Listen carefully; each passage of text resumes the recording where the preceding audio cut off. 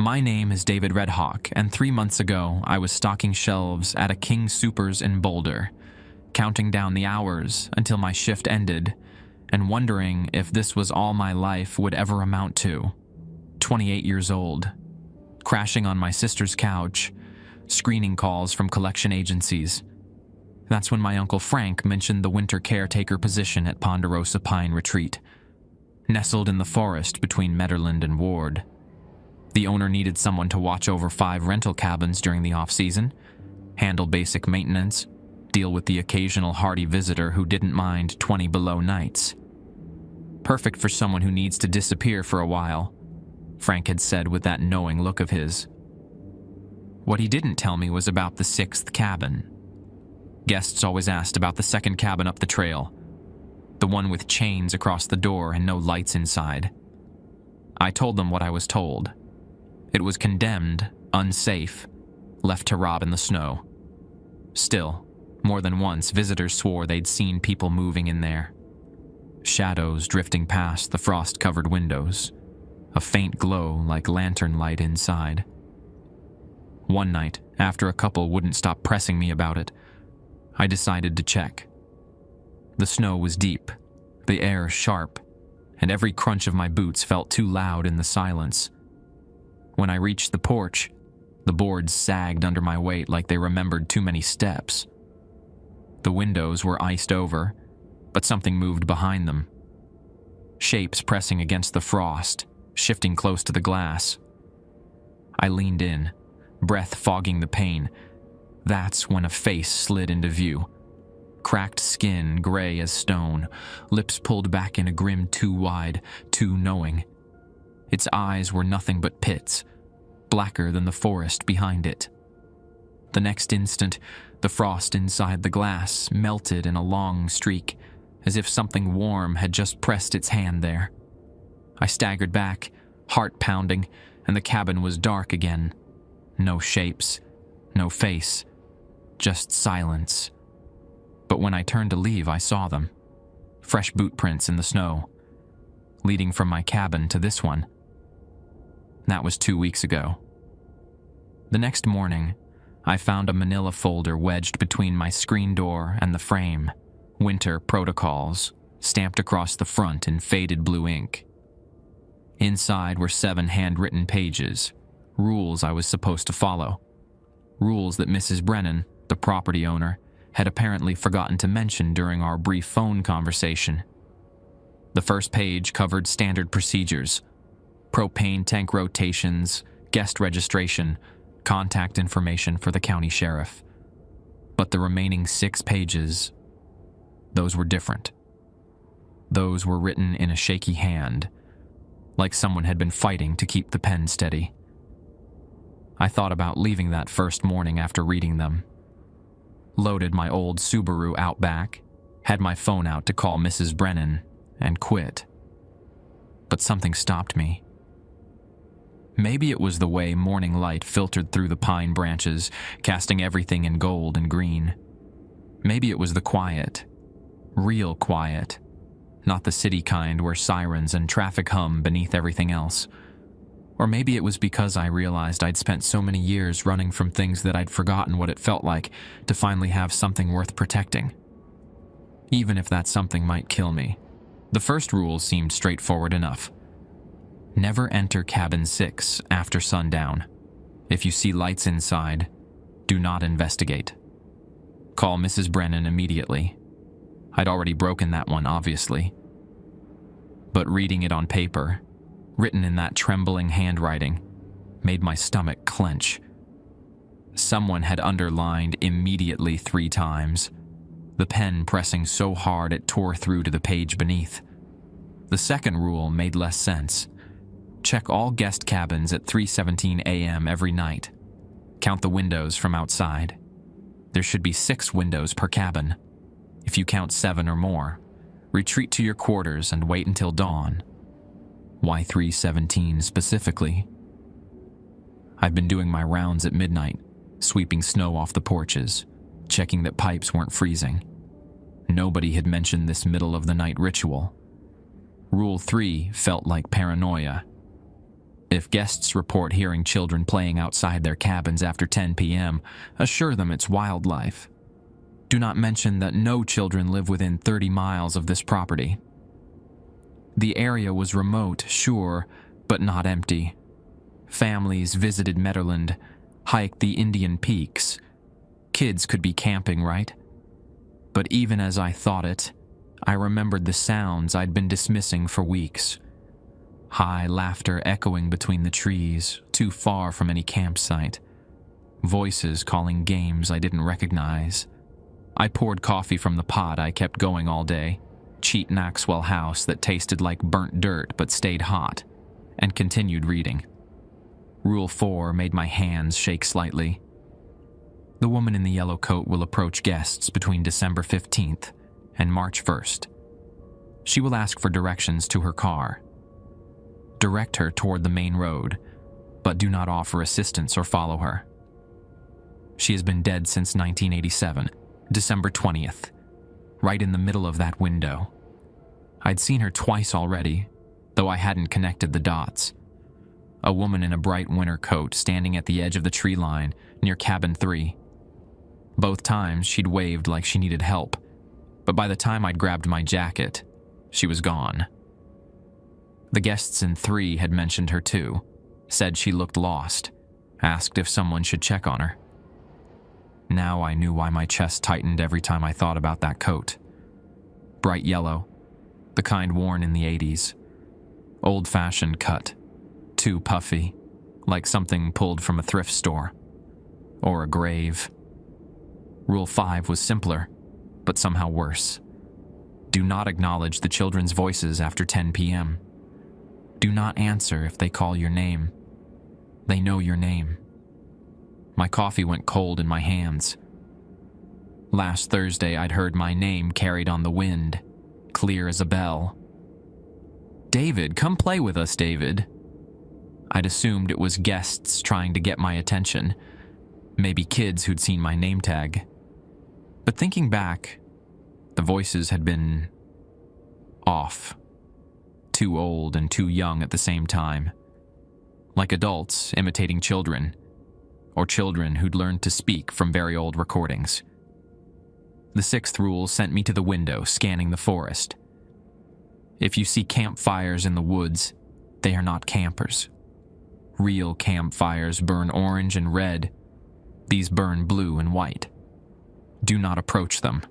Do not report them to authorities. 3 nights ago, I'd noticed the lights flickering between the aspens. Blue-white, like welding torches or gas flames. I'd figured it was some kind of scientific equipment. Researchers studying winter wildlife, maybe. But there had been no vehicles on the access road, no permits filed with the county. So before we go further into this story, I would like to inform the viewers that I now post 2 stories on alternate days. I hope you enjoy more frequent uploads. For our channel members, the 2nd story is uploaded a few hours in advance. Click the join button to become a member. Also, if you'd like to share one of your stories or would like to be featured in a story, you can comment, or share the story on our own subreddit in the description. That's all. Now let's continue with the story. The final rule was written in different ink, darker, fresher. The residents of Cabin 6 do not pay rent. They do not eat food. They do not feel cold. But they remember being alive, and sometimes that memory makes them hungry. Keep them fed with respect and distance. What they want most is what you cannot give them. Warmth. I set the pages down, walked to my front window, and stared up the trail toward the chained cabin. Snow had drifted against the door since my visit 2 weeks ago, but the chains looked newly disturbed. And there, pressed into the white powder beneath the windows, were shapes that might have been handprints, or they might have been something else entirely. The sun was setting, painting the snow pink and orange. Soon it would be dark, and I'd have to decide whether to follow these rules or pack my truck and never look back. The smart choice was obvious. but I'd never been particularly smart. I decided to stay, not because I was brave, I've never been that either, but because leaving felt like abandoning something important.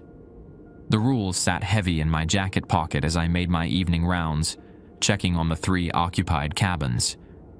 Cabin 1 housed the Kowalskis, a retired couple from Fort Collins, who came up every winter to cross-country ski. They'd been here 4 days, and every night they mentioned the same thing. Children's laughter around 10:30, coming from the direction of the frozen creek. Tonight, I'd have to lie to their faces. "Evening, Mr. Kowalski," I called, as he stepped onto his porch to grab firewood from the stack I delivered that morning. "David, good timing." He straightened, brushing bark chips from his gloves. "Helen's making her famous chili if you want to join us. We've got enough for an army." The invitation warmed me more than it should have. 3 months of solitude had made me forget how good it felt when people actually wanted your company. That sounds great, but I've got to finish my rounds first. Of course. Hey, before you go. He lowered his voice, glancing back toward his cabin window, where Helen was moving around the kitchen. Last night we heard those kids again. Sounded like they were right outside our bedroom window, singing some kind of song. Helen thinks we should report it to the sheriff. Kids wandering around in this cold. The rule echoed in my mind. If guests report hearing children playing outside their cabins after 10 p.m., assure them it's wildlife. "Probably just elk," I said, hating myself for the lie. "They make sounds that can seem almost human sometimes. The cold carries noise strangely up here, too." Mr. Kowalski nodded, but his expression stayed troubled. "Maybe, but elk don't usually sing 'Ring Around the Rosie,' do they?" My stomach dropped.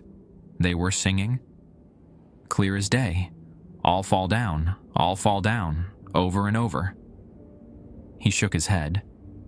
"Helen recorded some of it on her phone. Want to hear?" "No." The word came out sharper than I intended. I mean, I'm sure it was just the wind in the trees. Sound travels funny up here. He gave me a long look, then shrugged. "If you say so. But if we hear it again tonight, I'm calling someone." I nodded and moved on, my heart hammering against my ribs. "Ring Around the Rosie." A plague song, a death song. Children had been singing it for centuries, not knowing they were acting out mass graves and burned bodies. What kind of children sang it at midnight in a frozen forest? Cabin 3 sat empty tonight, but yesterday it had housed a young couple from Denver who'd checked out early. They'd mentioned the woman in the yellow coat, said she'd knocked on their door around 11 p.m., asking for help finding her car. When they'd opened the door to talk to her, she was gone. Just footprints in the snow leading toward the woods. I'd found those footprints the next morning. Small boot prints, size 6 or 7, but strange. The treads were wrong, too smooth, too old, like shoes that had been buried and dug up again. Cabin 5 held a solo hiker named Marcus Crowfeather, a Lakota guy about my age who was documenting winterbird migration for Colorado parks and wildlife. He was the kind of guest I actually enjoyed talking to, quiet, respectful, someone who understood that mountains demanded careful attention. I found him on his porch, adjusting a night vision camera mounted on the tripod. "Getting good footage?" I asked. Better than I expected. He gestured toward the camera's display screen. "Been tracking a great horned owl family, plus some unusual patterns I can't quite explain." "Unusual how?" Marcus pulled up saved footage on the camera. "Look at this. Recorded 3 nights ago around 2 a.m. The thermal display showed the forest in shades of green and white. Animals appeared as bright spots moving between the trees. Normal enough. But then something else moved across the frame. human-shaped figures, but their heat signatures were all wrong. Too cold, barely visible, like they were only slightly warmer than the surrounding air. "Could be equipment malfunction," Marcus said, but his voice carried doubt. "Except I've got the same anomalies on footage from different cameras. Different nights." "How many figures?" 7. Always 7. They move in a group, always heading toward that abandoned cabin up the trail. He looked at me directly. "The one with the chains. You know anything about that place?" Rule 7 surfaced in my memory. Keep them fed with respect and distance. "It's condemned," I said. "Structural damage from a fire years ago." "Huh. Well, whatever's in there, they're active. My motion sensors trip every night around 3 a.m. 3:17 a.m. Rule 2. Check all guest cabins at 3:17 a.m. every night." "Marcus," I said carefully, "have you noticed anything else? Sounds, lights, anything that seemed off?" He was quiet for a moment, studying my face. "You ask like someone who's seen things himself." I could have lied, should have. But something in his steady gaze made me want to tell the truth. There are protocols I'm supposed to follow. Rules about this place. Strange ones. What kind of rules? Before I could answer, a child's voice drifted through the trees. High and sweet, and completely wrong for this place. "David. Come play with us, David." Marcus heard it too. His hand moved instinctively toward the knife on his belt. "That sounded like wildlife," I said quickly. "Elk can sound almost human." But even as I said it, the voice came again, closer this time. "We know you're listening, David. We know you have the rules." Marcus's thermal camera started beeping. On the display, 7 cold figures had emerged from the tree line. They stood in a perfect circle around Cabin 5, their heat signatures so faint they looked like ghosts. And in the center of the circle, one brighter figure. A child-sized shape that burned white-hot on the screen. "David," Marcus whispered. "I don't think that's Elk." The voice came a third time, and now I could hear the others behind it. A chorus of children, singing in harmony. "Ring around the rosy, pocket full of posies, ashes, ashes, we all fall down." Rule 5. Do not acknowledge the children's voices after 10 p.m. I grabbed Marcus's arm. "We need to get inside. Right now. But the cameras, leave them." As we moved toward his cabin door, I glanced at my watch. 10:17 p.m. The singing was getting closer. We made it inside Marcus's cabin just as the singing reached the porch. Through the window, I watched his thermal camera display flicker and die, the screen going black like something had breathed on it. The singing stopped abruptly, leaving only the kind of silence that makes your ears ring. "What the hell was that?" Marcus whispered, checking the locks on his door. I pulled out the rule pages, hands shaking slightly. "Something I should have warned you about earlier." He read over my shoulder, his expression growing darker with each line. When he reached Rule 5, he looked up at me with the kind of respect you give someone who survived something you're not sure you could handle. "How long have you been dealing with this?" 3 months, but I only found out about the rules 2 weeks ago." I folded the papers back into my pocket. "Before that, I just thought this place was eccentric." "Eccentric." Marcus let out a short laugh. "Right. And those thermal signatures? Probably the residents of Cabin 6. The dead ones." "Apparently."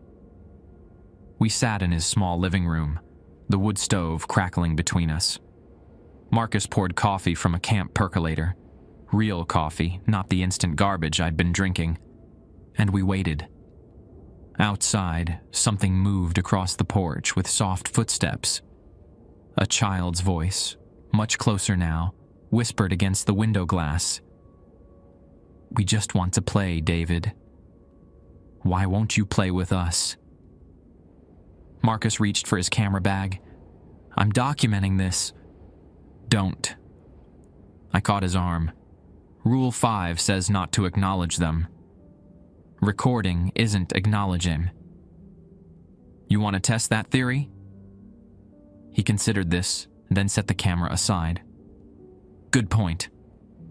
The footsteps circled the cabin once, twice. Each pass brought different voices. "Come outside, David. We have games to show you.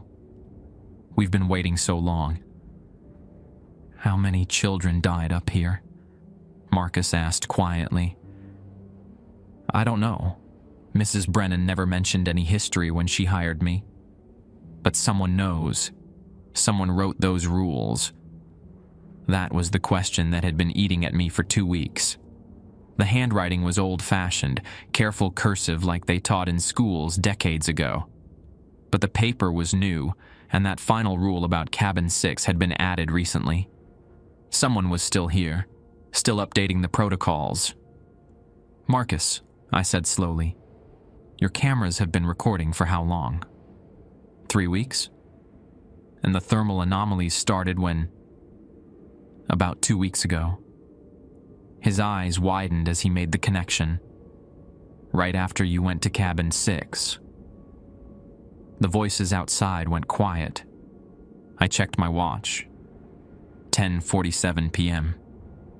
We'd been inside for 30 minutes, and according to the rules, the children should lose interest after being ignored. But the silence felt wrong. Not peaceful, but expectant. "I need to check on the Kowalskis," I said. "Make sure they're following Rule 5. I'm coming with you." "Marcus." "Those things know your name. They've been watching this place for weeks. You think I'm staying alone while you wander around out there?" He had a point. We bundled into our winter gear and stepped onto the porch. The thermal camera was still dead, its lens covered with a thin layer of frost that hadn't been there 20 minutes earlier. Marcus tried to restart it, but the display remained black.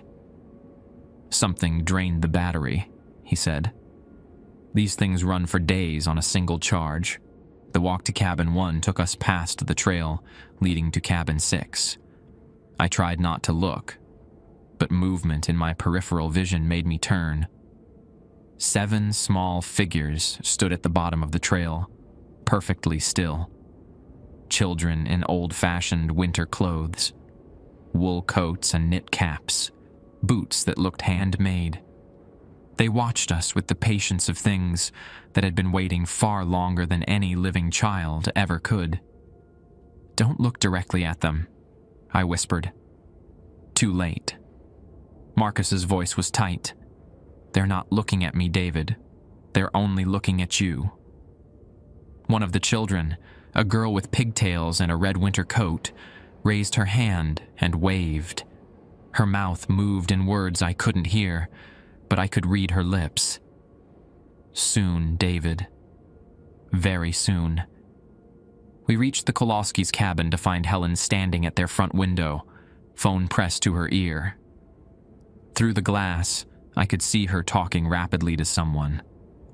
"Shit," I muttered, jogging up their porch steps. The door opened before I could knock. Mr. Kowalski looked relieved to see me. "David, thank God. Helen's on with the county sheriff.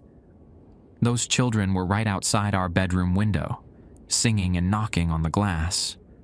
We tried to ignore it like you said, but what did you tell the sheriff?" "That there are kids wandering around in the cold, that someone needs to come check on them." Helen appeared behind her husband, phone still at her ear. "Yes, I'm still here," she said to whoever was on the line. "The caretaker just arrived. David, tell them what you know about these children." The phone was thrust into my hands before I could object. A tired voice came through the speaker. "This is Deputy Morrison." "You the property caretaker?" "Yes, sir. Ma'am here says there's kids outside her cabin. Any families camping in your area?" I looked at Helen and Mr. Kowalski, both watching me expectantly. Outside, I could hear the children starting to sing again.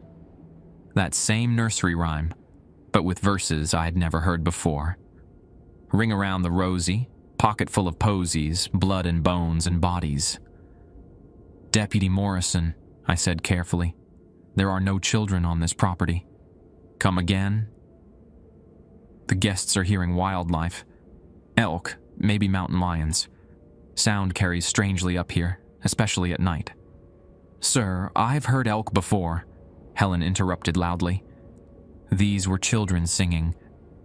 The deputy sighed. "Look, I can send someone up in the morning to take a look around, but we're not driving those mountain roads in the dark unless it's a real emergency." "Morning would be great," I said. "Thank you." I handed the phone back to Helen, who looked frustrated but not angry. "David, I know what I heard." "I believe you heard something, Mrs. Kowalski. But I promise you, there are no children in danger out there." It wasn't technically a lie. The children outside weren't in danger. They were the danger. Mr. Kowalski walked us to the door. "You seem different tonight, David. More serious." "It's been a long day." "If you say so. But David, whatever's really going on up here, you don't have to handle it alone." His kindness hit me harder than it should have. For a moment, I wanted to tell him everything, about the rules, about Cabin 6, about the woman in the yellow coat, and the dead children who knew my name. But that would only put them in more danger. "I appreciate that, sir. Get some sleep. And remember, if you hear voices tonight, they're just animals." As we walked back toward Marcus's cabin, I checked my watch. 11:23 p.m. 4 hours until my 3:17 a.m. rounds. 4 hours to figure out what the children wanted and why they were getting bolder. Behind us, the Kowalskis' lights went out one by one. Ahead, 7 small shadows waited at the trail junction, patient as tombstones. "David," Marcus said quietly, "I don't think we're going to make it till morning without breaking one of these rules." I was starting to think he was right. We made it back to Marcus's cabin without incident, but the children didn't leave. Through his windows, we could see them arranged in a loose semicircle around the building, standing motionless in the snow. They'd stopped singing, which somehow felt worse than the nursery rhymes. "They're learning," Marcus observed, setting up a manual film camera he'd pulled from his gear bag.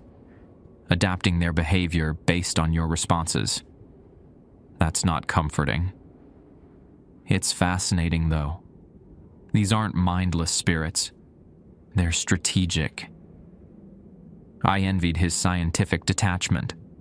For him, this was data to be collected and analyzed. For me, it was personal. They knew my name, had been calling it for weeks. Whatever connection existed between me and those children, it ran deeper than coincidence. At 1:30 a.m., Marcus dozed off in his chair, camera still clutched in his lap. I sat by the window, watching the 7 small figures maintain their vigil. Occasionally, one would tilt its head or shift position, but they never broke formation, waiting for something. At 2:45 a.m., I woke Marcus. "I need to do my rounds." "The window count thing?" 3:17 a.m. exactly, Rule 2. He rubbed his eyes. "Want company?" "Actually, yeah, but we stick together. And if I tell you to run, you run." We stepped outside into air so cold it felt solid. The children were gone, but their footprints remained, 7 sets of small tracks leading in different directions around the property. Too many directions, like they'd scattered to different cabins. Marcus, how many guest cabins are occupied right now? 3. Yours, mine, and the Kowalskis. Right, but I need to check all 5 rental cabins. We started with cabin 1.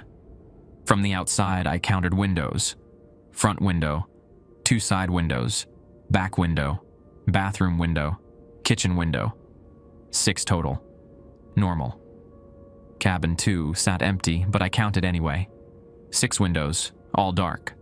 Cabin 3, 6 windows. Cabin 4, 6 windows. Cabin 5, Marcus's cabin, where we just been. 6 windows. So far, so good, Marcus whispered. But as we approached the main office building, technically not a guest cabin, but I'd been including it in my rounds, something felt wrong. The building looked the same as always. Single-story log construction, peaked roof, wraparound porch. But when I started counting windows, my stomach dropped.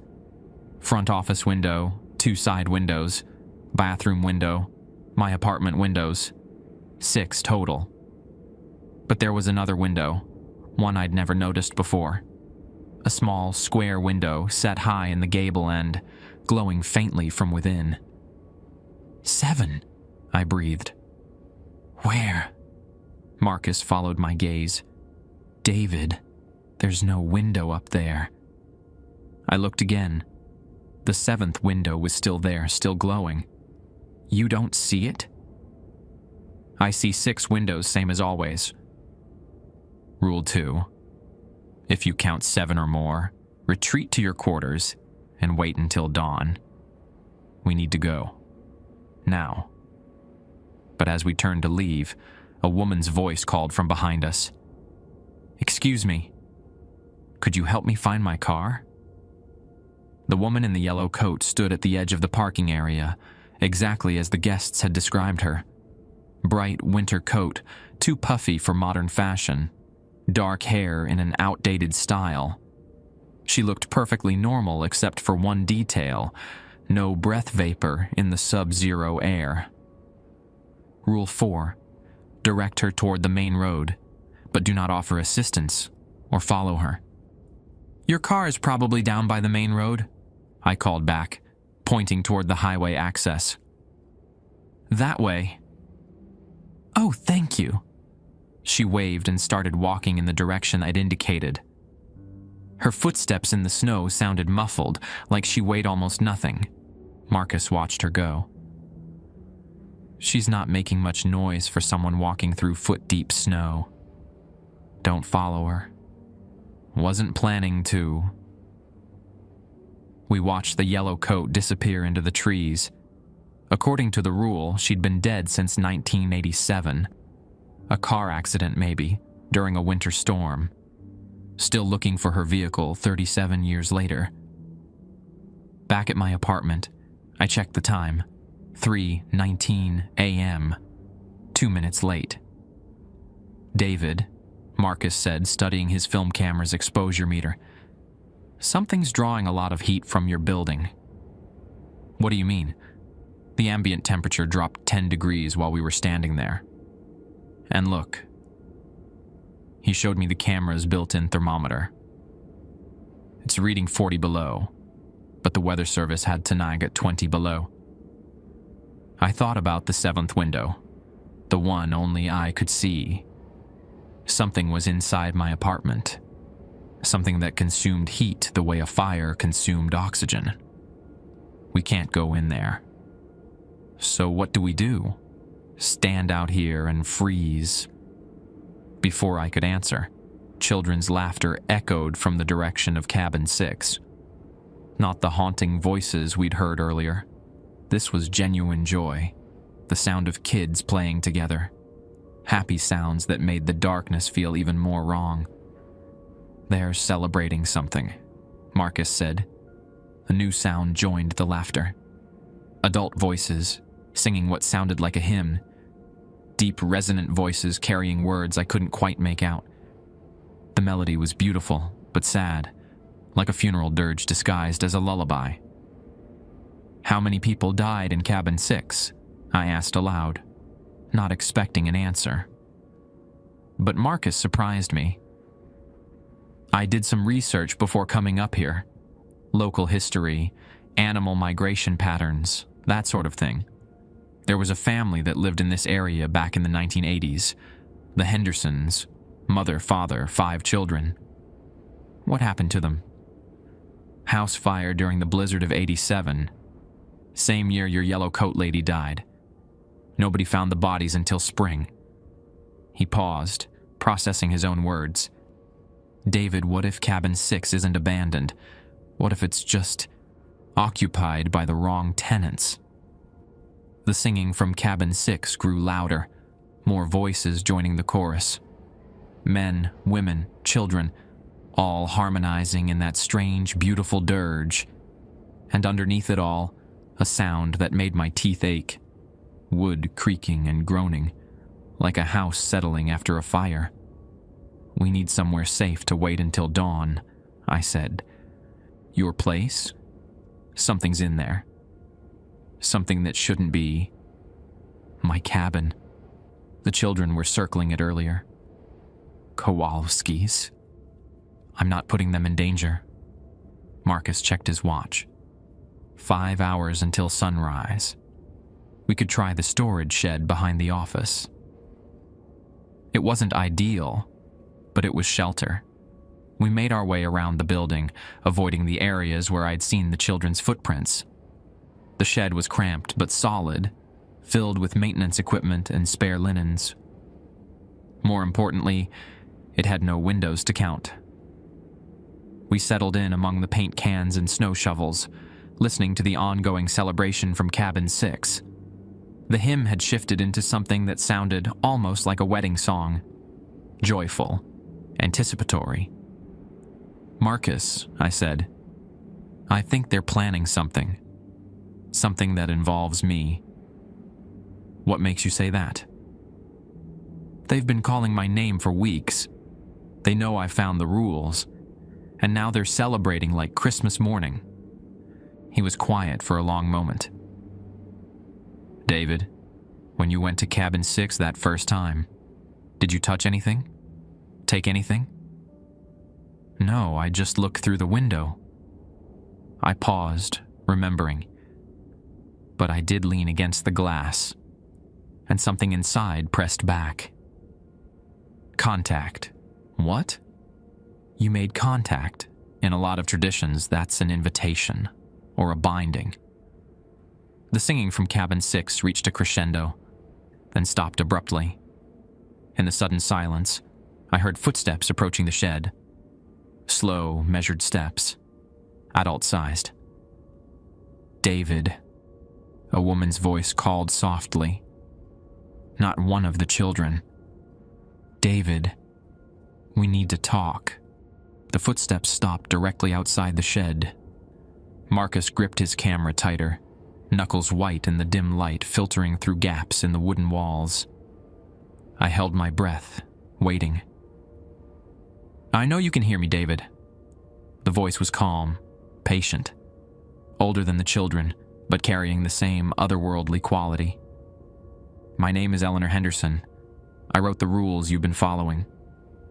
Henderson. Marcus had mentioned that name, the family that died in the fire of '87. I pressed my face to a gap between the boards, trying to see outside. A woman stood in the snow, wearing a simple dress that should have left her frozen solid. Her hair was pulled back in a neat bun, and she looked exactly like someone from the 1980s, except for her eyes, which held too much knowledge for any living person. "Mrs. Henderson?" I called through the wall. "Yes, dear." "I'm sorry we had to meet like this, but the children have been getting restless. They're excited about finally having someone who can see them properly." Marcus touched my shoulder, whispering urgently, "Don't trust her. Dead doesn't mean harmless." but something in Eleanor Henderson's voice reminded me of my grandmother. Steady, practical, genuinely concerned. "What do you want from me?"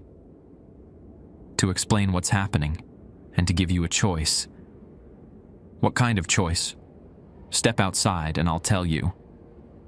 "That's not happening," Marcus muttered. Eleanor seemed to hear him despite the walls between us.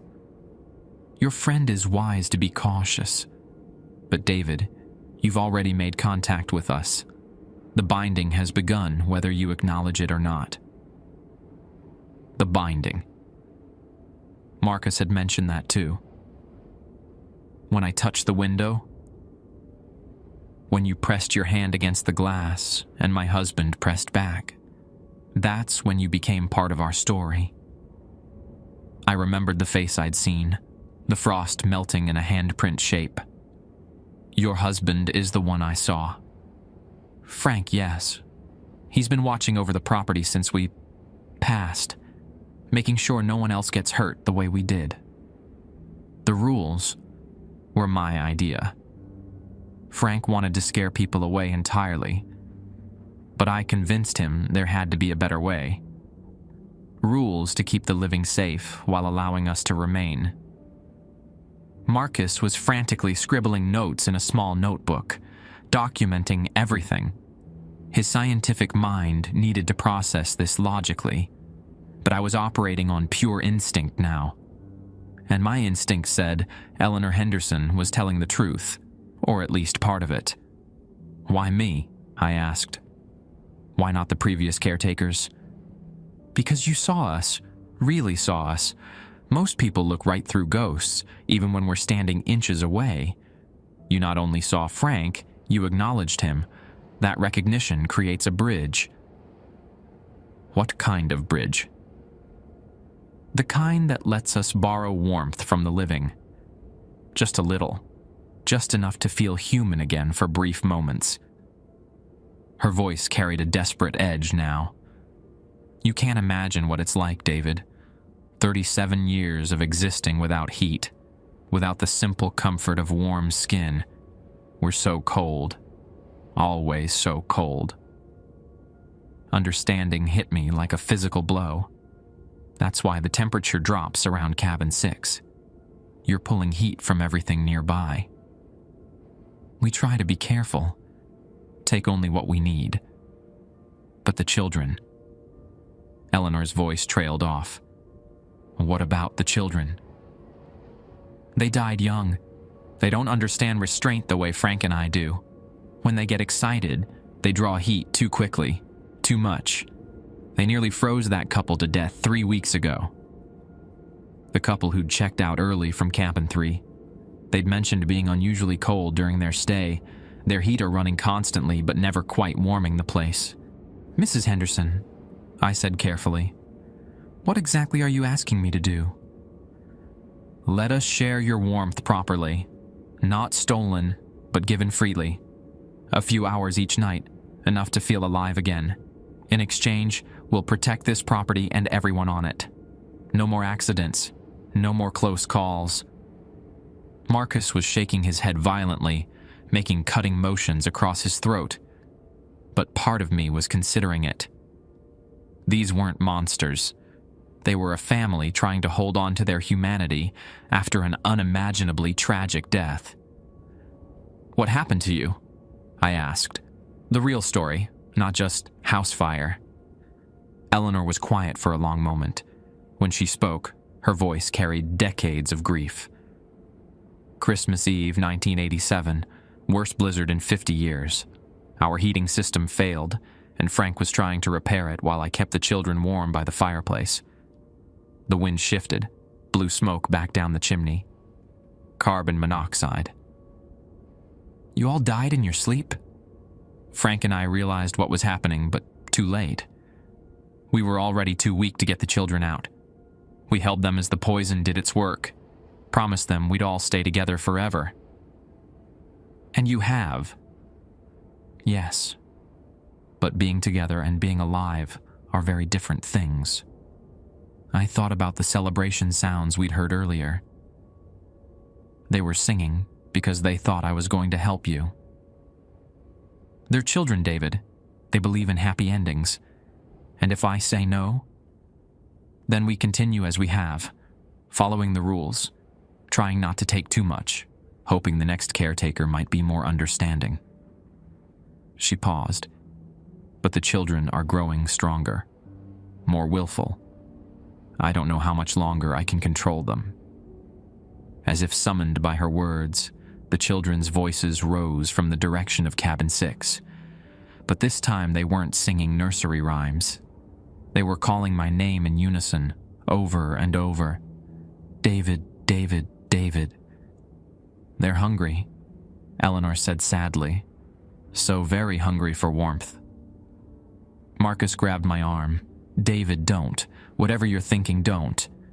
But I was thinking about Mr. Kowalski's kindness, about how he'd said I didn't have to handle things alone, about Eleanor Henderson trying to protect everyone by writing rules instead of letting her husband scare people away, about 5 children who died holding their parents, promising to stay together. If I agree, I said, how would it work? Simple contact, hand to hand, skin to skin, just for a few minutes each night. You'd feel cold, but not dangerously so, and we'd feel warm again, however briefly. Don't listen to her, Marcus hissed. This is how people disappear in the mountains. They get convinced to help some sad spirit and end up frozen solid. I wouldn't hurt him, Eleanor said, and somehow I believed her. We've protected this property for 37 years. No one has died here since us. The children's chanting grew louder, more insistent. Through the gaps in the shed walls, I could see lights moving between the trees. Not flashlights, but something that glowed from within. The children themselves, burning with borrowed warmth. They're coming this way, Marcus observed. They won't hurt you if you're with me, Eleanor said. But David, I need an answer. They're beyond my control when they get this excited. The temperature in the shed was dropping fast. My breath came out in thick clouds, and frost began forming on the metal tools around us. Marcus's thermometer read 30 below and falling. We're going to freeze to death in here, Marcus said through chattering teeth. I looked at him, a good man who'd been trying to help me understand something he couldn't possibly prepare for.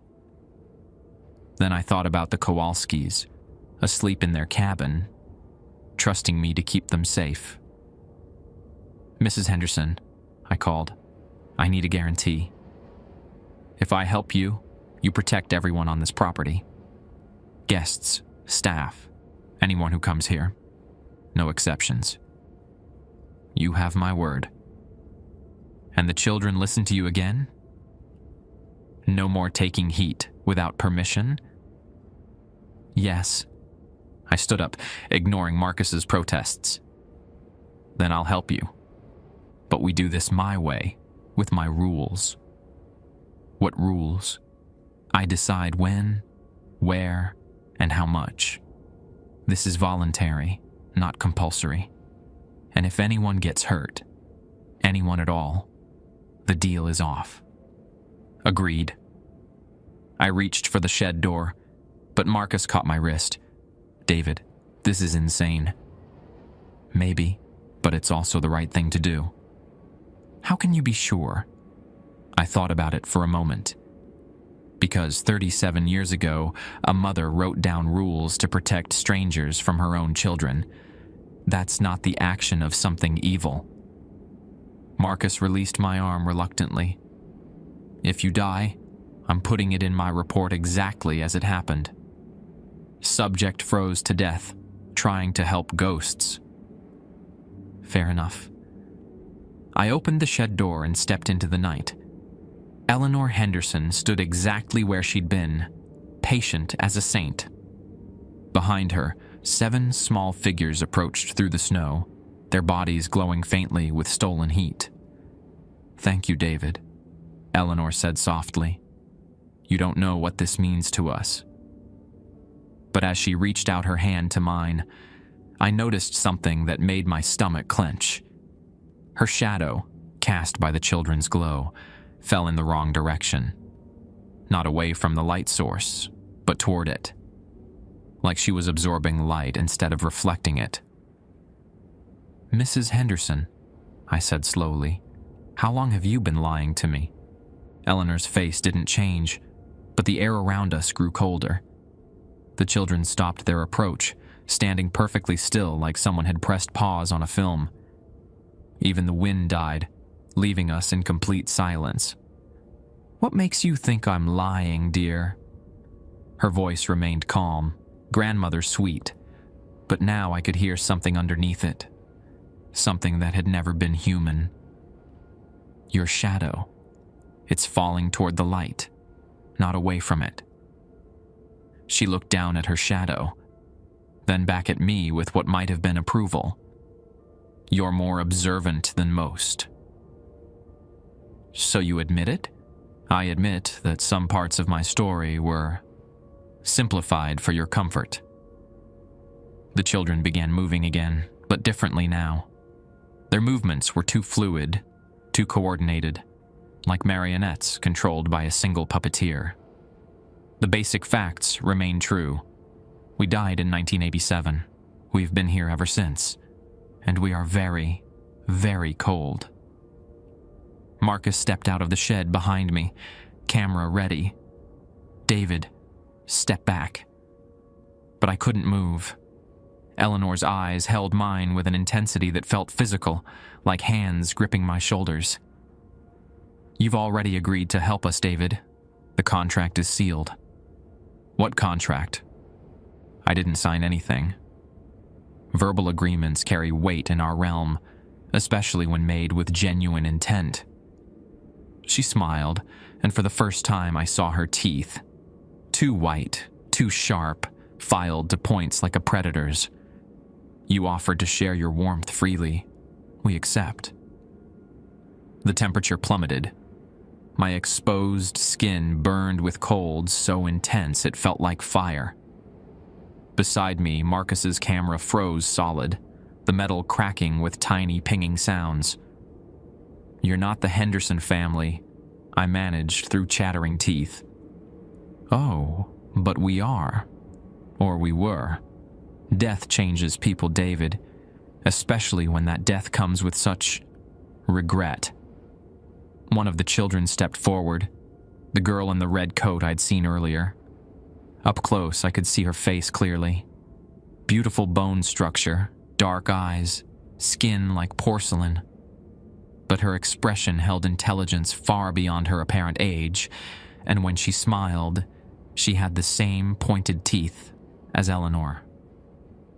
"We tried being good," the child said in a voice like wind chimes.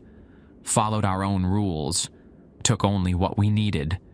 But goodness is such hard work when you're always hungry." "The real Henderson family," I started.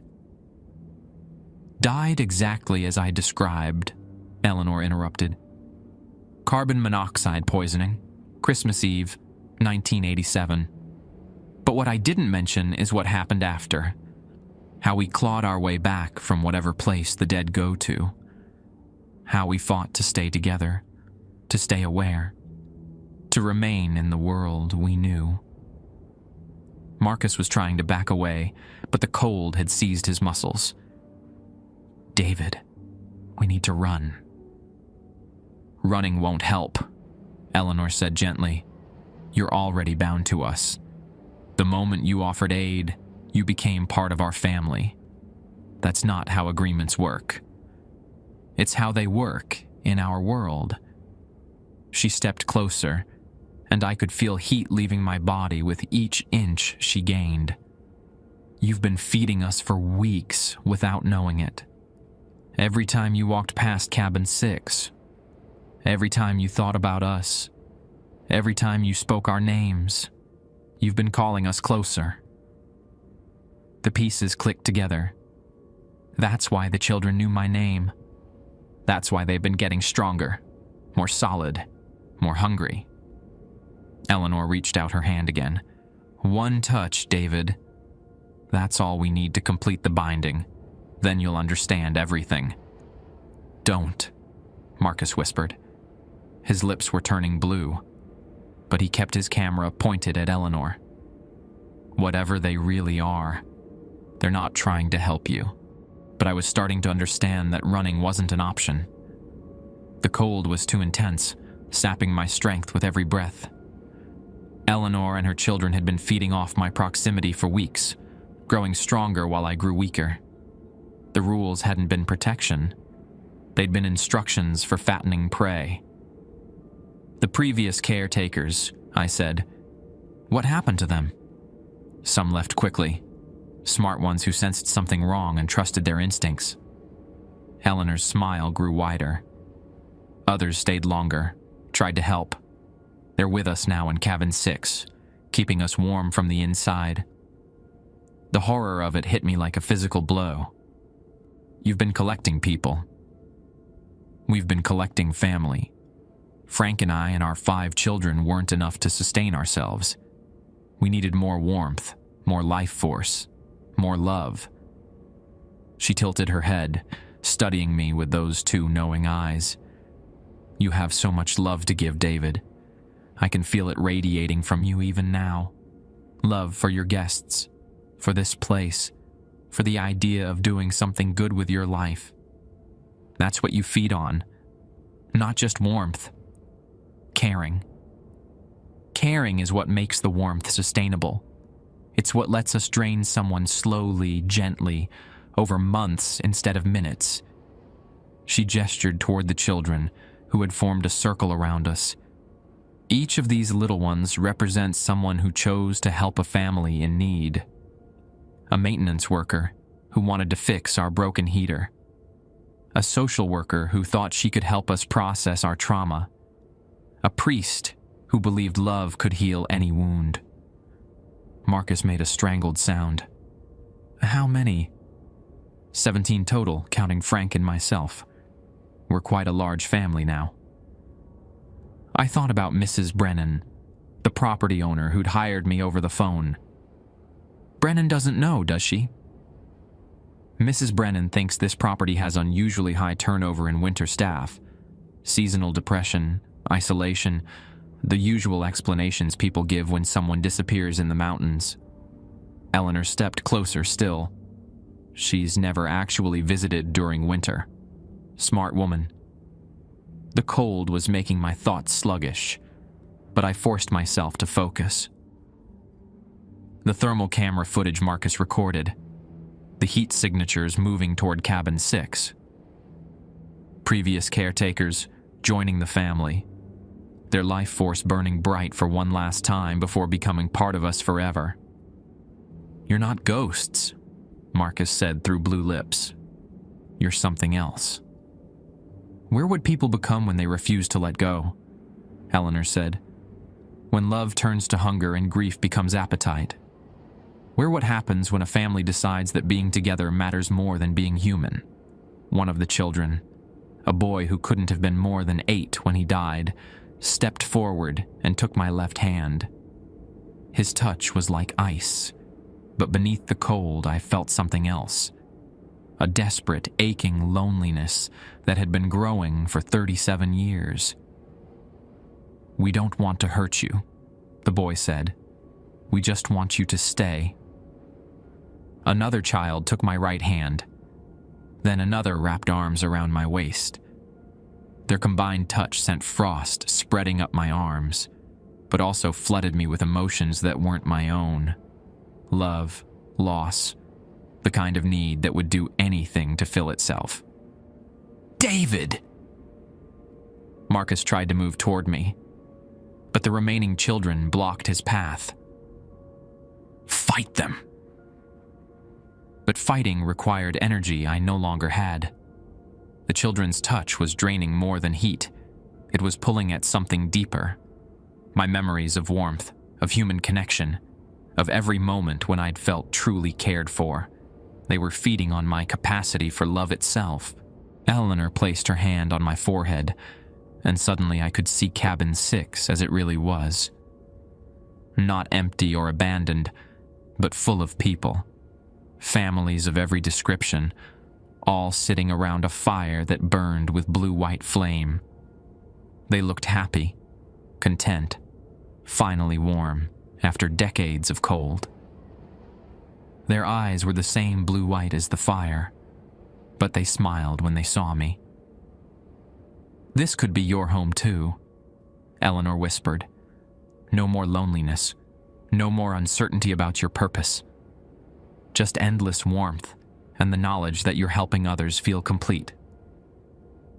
It would be so easy to give in, to let them drain away the parts of me that hurt.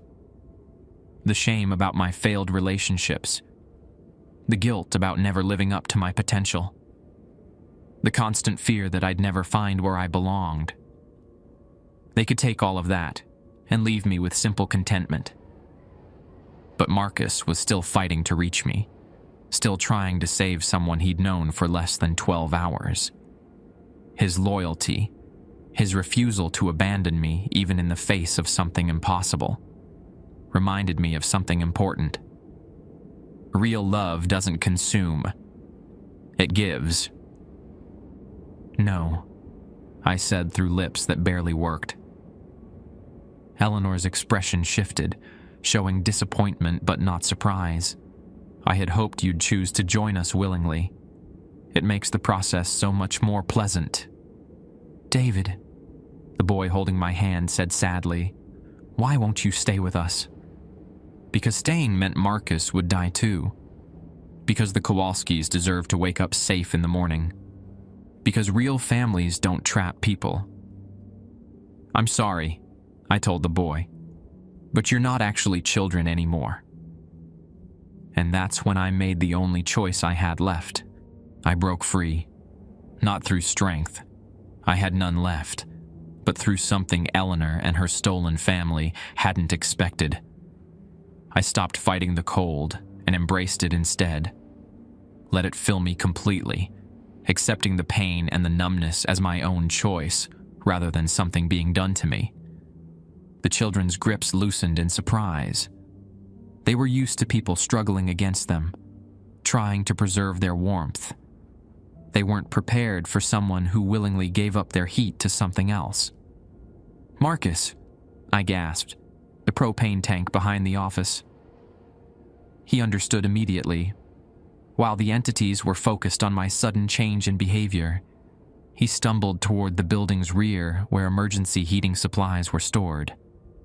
I could hear him fumbling with frozen valves, metal ringing against metal. "That won't help you," Eleanor said, but her voice carried less certainty now.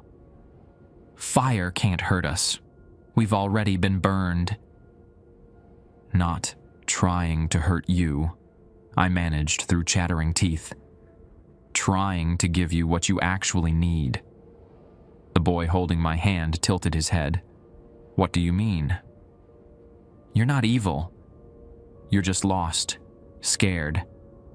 You've been hungry for so long you forgot the difference between taking and receiving." Marcus got the portable heater working. Orange flame bloomed in the darkness, real fire that burned with actual heat instead of the cold flames these entities fed on. The temperature around us began to rise just slightly, but enough to let me think clearly again. "Warmth," I said to the assembled family. "Real warmth, not stolen from the living, but given freely by the earth itself. Propane, natural gas, the remains of ancient life choosing to burn and provide heat." Eleanor stepped back, her expression shifting from predatory to confused. "That's not. We need human warmth. Life force." "You need love," I corrected. "But you've been getting it wrong. Love isn't something you take. It's something you create by caring about others more than yourself." The children were looking between Eleanor and me, their glowing eyes uncertain. For the first time since I'd seen them, they looked like actual children, confused, seeking guidance from adults who might not have the answers. The real Henderson family died protecting their children, I continued, feeling strength return as the heater warmed the air around us. They chose to hold their kids instead of trying to save themselves. That's love. What you've been doing, trapping people, feeding on their caring, that's the opposite. We just wanted to stay together, the girl in the red coat said, her voice small and lost. And you can, but not like this. I knelt down to her level, ignoring the cold that still radiated from her skin. The people you've collected, the ones in Cabin 6, they're not warm because they're happy. They're warm because you're burning their souls like fuel. Eleanor's composure finally cracked. They chose to help us. They chose to help a grieving family. You turned them into batteries. Marcus had gotten a second heater going. The combined warmth was pushing back the supernatural cold, creating a pocket of normal winter air around us. In that warmth, the entities began to look different. Less solid, more transparent. The stolen life force that kept them anchored to this world was being diluted by genuine heat. You have a choice, I said, addressing all of them but focusing on Eleanor. Let them go. All of them. Release the people you've trapped, and I'll help you find another way. There is no other way, she whispered. There's always another way. You just have to be brave enough to trust it. The boy holding my hand looked up at Eleanor with desperate hope. Mama Eleanor, maybe he's right. Maybe we could try something different. But Eleanor was shaking her head, her form beginning to flicker between the kind mother I'd first seen and something much older and hungrier. 17 years of collecting warmth. 17 souls keeping us tethered to this world. I won't give that up for promises and propane heaters. Then you're not the woman who wrote those rules, I said sadly. She was trying to protect people. You're just trying to feed.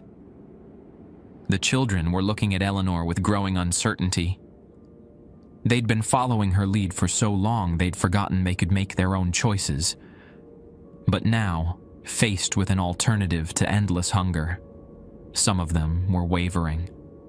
I want to let them go, the boy said quietly. I'm tired of being hungry all the time. Me too, said another child. It hurts to be so cold. Eleanor's face contorted with rage. We are a family. Families stay together. Families protect each other, I countered. They don't consume each other. The air around us began to shimmer. Through the distortion, I could see shapes moving inside Cabin 6, the collected souls stirring as their captors' focus wavered. Some looked like they were trying to stand, trying to break free from whatever held them. Eleanor raised her hand, and the temperature plummeted again. But this time, the children didn't help her. They stepped back, moving away from both of us, creating their own choice rather than following either leader. You would destroy us, Eleanor snarled, her voice losing all pretense of humanity. Send us into the dark where we belong. I would free you, I said. All of you, the living and the dead. Marcus appeared beside me, carrying a third heater. Together, we'd created enough genuine warmth to give the trapped souls in Cabin 6 a fighting chance. Through the windows, I could see figures moving more purposefully now, pressing against the glass from the inside. They're trying to break out, Marcus observed. Eleanor let out a shriek that had nothing human in it. She lunged toward Cabin 6, but the children moved to block her path. No more, the girl in the red coat said firmly. We're done being hungry. You don't understand what you're doing, Eleanor screamed. Without them, we'll fade. We'll be nothing. Maybe that's okay, the boy said softly. Maybe nothing is better than being monsters. The windows of cabin 6 exploded outward. 17 figures stumbled into the snow. Men and women of various ages, all looking dazed but alive. They moved with the stiff uncertainty of people waking from a long, unwilling sleep. Eleanor collapsed to her knees, her form becoming more transparent by the second. "My children," she whispered. "My poor children." But the 5 original Henderson children were already fading too, their stolen solidity dissolving as their food source was freed. They looked peaceful for the first time, no longer fighting to maintain their grip on a world they'd left decades ago. "Thank you," the boy said to me as he became translucent, "for reminding us who we used to be." One by one, they vanished. Not destroyed, but released. Moving on to whatever came next, instead of clinging to what was already gone. Eleanor was the last to go. As her form dissolved, she looked up at me with eyes that were finally, genuinely human. "Take care of them," she whispered, gesturing toward the confused souls standing in the snow. "Help them remember how to be alive." Then she was gone, and the supernatural cold went with her.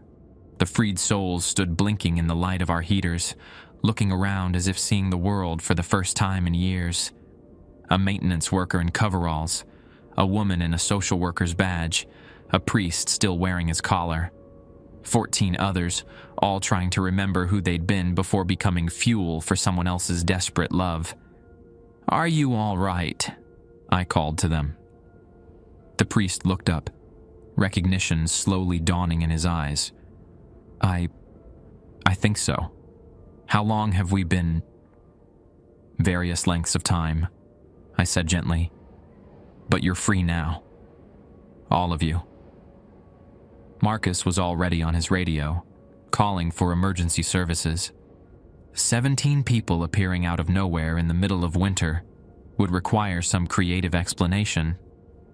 But that was a problem for later. Right now, I just wanted to make sure everyone stayed warm until help arrived. Real warmth. The kind that came from caring about people without expecting anything in return. The official report blamed a gas leak for the mass hallucination.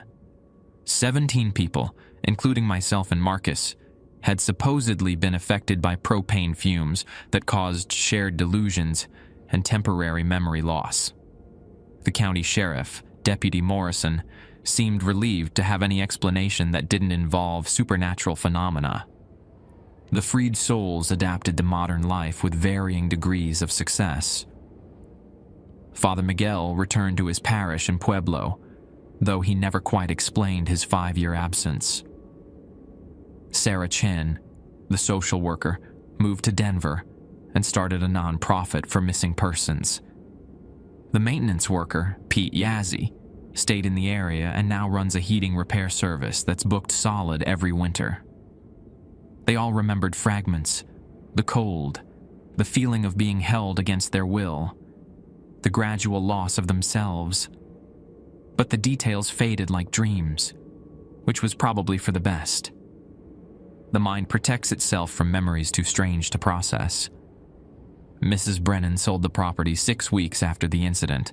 The new owners turned it into a summer-only retreat, closing completely from October through April. Smart choice.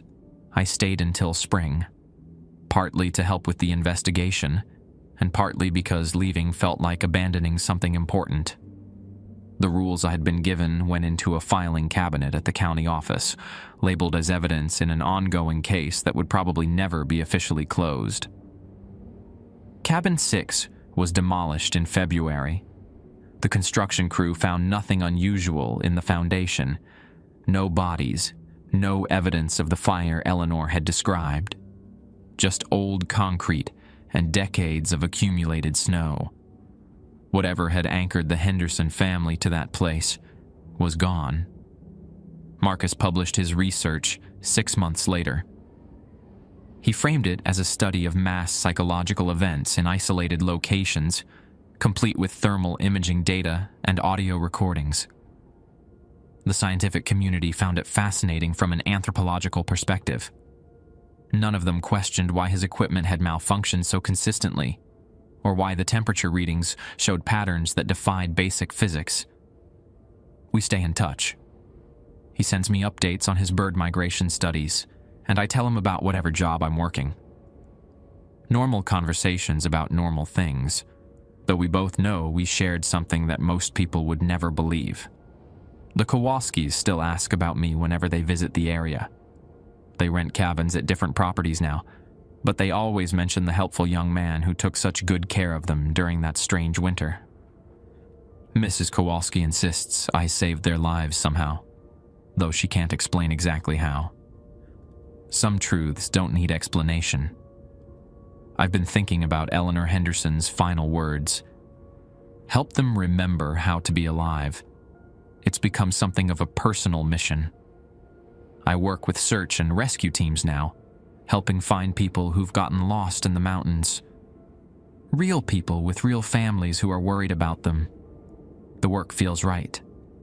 There's something satisfying about being the person who brings folks home safely, instead of the one who needs rescuing. Every successful search reminds me that sometimes the best way to honor the dead is to protect the living. I still have dreams about those 7 children sometimes, but they're peaceful dreams now. The kids are playing in a warm place where no one is hungry, where families stay together because they choose to, not because they're afraid to let go. Yesterday, I got a letter from a caretaker position in Yellowstone. Good pay, housing included, helping maintain visitor facilities during the busy season. The job description mentions no rules beyond standard park regulations. I think I'll take it. Some places need protecting, and some people need protecting from places. I've learned the difference between the two. More importantly, I've learned that real warmth, the kind worth sharing, comes from caring about others without expecting anything in return. The mountains taught me that. Eleanor Henderson taught me that, in her own tragic way. And sometimes late at night when the wind picks up, I think I can hear children laughing somewhere far away. Happy laughter this time. The kind that comes from finally being free to play instead of hunt. That's the sound I choose to remember.